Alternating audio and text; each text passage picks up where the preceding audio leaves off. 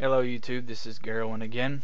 I'm making a video today to talk about a little programming project that I started. I'm running Ubuntu Linux. I've been running Ubuntu Linux for a long time now, and one of the things that I like to do is I like to play games on the emulators. Particularly because my house burned several years ago, and there's a lot of games on these older consoles that are hard to find. It's hard to find a working console now, and it's easier just to be able to pack them around with you. And the older version of Mupen64Plus and Debian and Ubuntu had a pretty decent little GUI that I liked.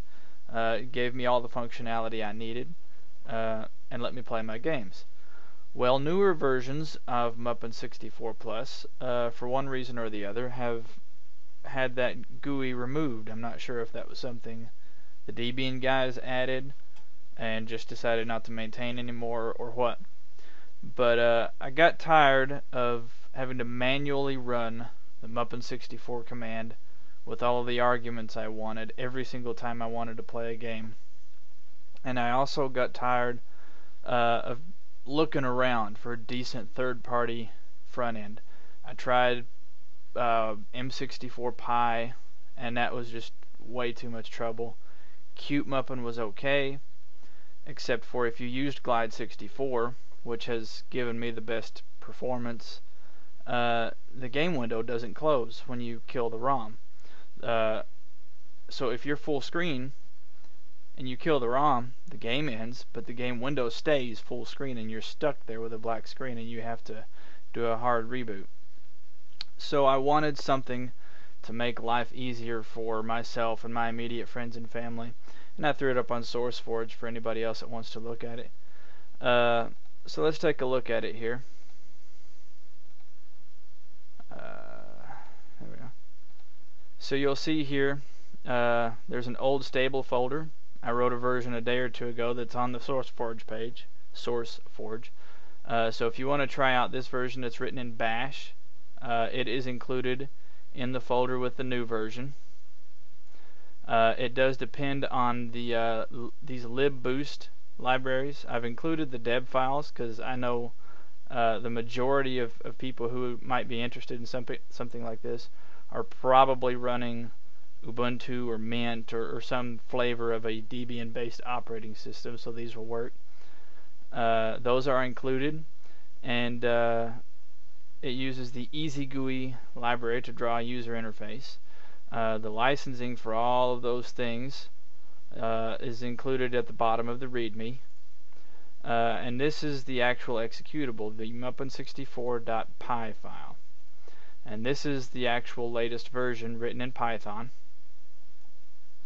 And and then here's the config.py file, which contains, well, will contain all of the information about your preferences. So let's see how it operates. Alright, I've created this little desktop icon myself. There isn't one by default. I thought about including one, but I didn't want to. I wasn't sure about copyright issues using that icon image, so I just didn't bother including one. But when you run it for the first time, you'll notice that it basically starts a little configuration wizard. And it'll ask you all the questions it needs to know. First thing it wants to know is where Mupen64Plus is installed to. Alright, so we go select that folder. Next thing it wants to know is where we keep our games.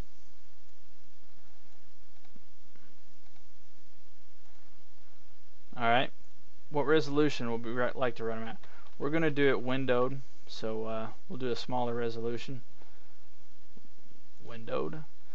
And then before it actually commits any of the changes, you can actually go ahead and look over it here, and if there's a mistake, you can go ahead and cancel. And there is a reconfigure program in here that basically reruns the configuration of the of what we just did. It basically just reruns just that part. But this all looks good, so we're going to say continue. And then after the first run, this is just what's going to pop up every time. So let's just pick a game here. Super Mario. And there is our game. You hit escape, the window closes, even though it's using the same video plugin that I had Mupen configured to use. So now that it's run, let's take a look at a couple of things. You go to the home folder, you'll notice there's a log file right here. There's a timestamp, a line telling you that my little program was what generated it. But then from here on, this is all actually generated by the Mupen64Plus program. So if there's a problem with a ROM or a video plugin or something, and the game crashes, this is where all of that information is going to be located. So we'll go ahead and close this out. Now if you go in here into the copy that we ran, you might notice a couple of new files, .pyc files. Those are fine. They usually get it's basically a compiled version of its namesake that's just .py. That usually happens when you import a library in Python. It makes a compiled binary copy of it. But let's look at our config file here. You can see that the config file has been updated with the information that we gave it. And so now from now on, when we run it, it's not going to ask all those questions again. It's just going to go straight to this. Alright? But let's say you change computers. You copy things and the folders are named differently, or you've got a new screen and your resolution is different. You can just double click this reconfigure and it will run you back through the initial configuration. So it's going to want to know where Mupen64Plus is. It's going to ask again where you keep your games. It's going to ask all of the basic questions. So this time we're going to do full screen just to show that this actually works. We're going to say full screen. You can again review all the information, hit continue, and that's it. So now when we run it,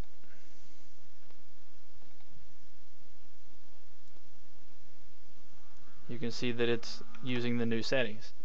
Now, this does only work for Linux. I tried to get it working for Windows, but here's the problem.